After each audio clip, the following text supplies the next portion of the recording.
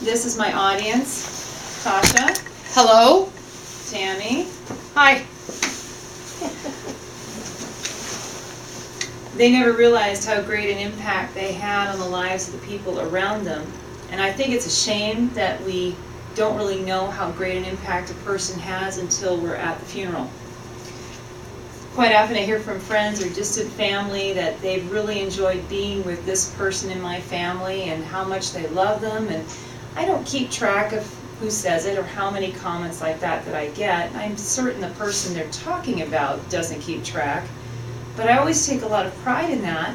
And I always think to myself how much I would like to be like that person and help other people. This quarter I've lost two very special people in my life. My father-in-law passed away in October, and my grandmother passed away just last week. Not an easy holiday for our family, I can tell you. But since that time, we have been inundated with the sharing of memories and condolences and warm wishes, and it's been wonderful to help our family through that. Yet I still didn't realize how much even my father, especially my father-in-law, had meant to so many people till I went to his celebration of life service and found that 3 church congregations had packed themselves into this little church along with all of our distant relatives. It was amazing to see. And as I had conversations with them and shared the memories with them, a certain theme began to keep occurring in these conversations. And it went a little something like this. Cliff was always ready to lend a helping hand.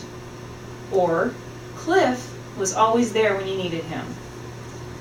Or, you could always count on Cliff to help with whatever we needed. And I remember those things happening in my own life because he had helped my husband and I so many times in our experiences with things that we couldn't handle. He had a quality about him that was almost an innocence, that he just didn't know the phrase, "I can't do it." If he couldn't do it himself, he knew how to find someone who could.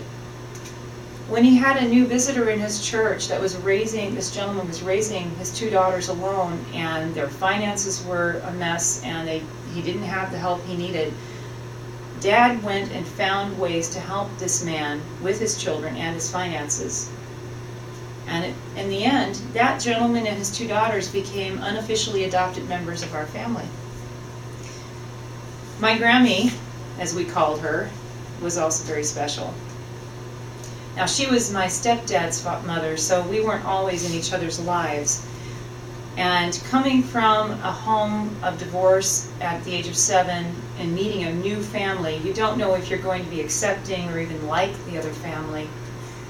But as soon as I saw her, she was my Grammy, because her eyes just glowed when she saw my sister and I, and she hugged us, and she made us feel right at home and part of this family.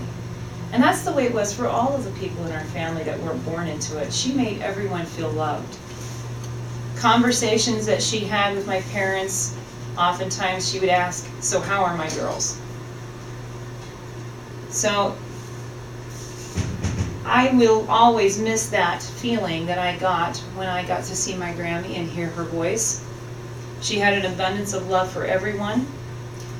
And the funeral that we're going to this weekend is a small service for just the immediate family. But again, we've had an outpouring of condolences and warm wishes from so many people. It has shown us how much she's meant. I'm guessing most of my class has been through similar experiences when they've lost a loved one. Through my own loss, I'm finding that I can have inspiration to the question, what do you want to be when you grow up? Well, I'll tell you what I want to be. I want to be ready to help openly and without cynicism or question anyone who needs it, like my father-in-law.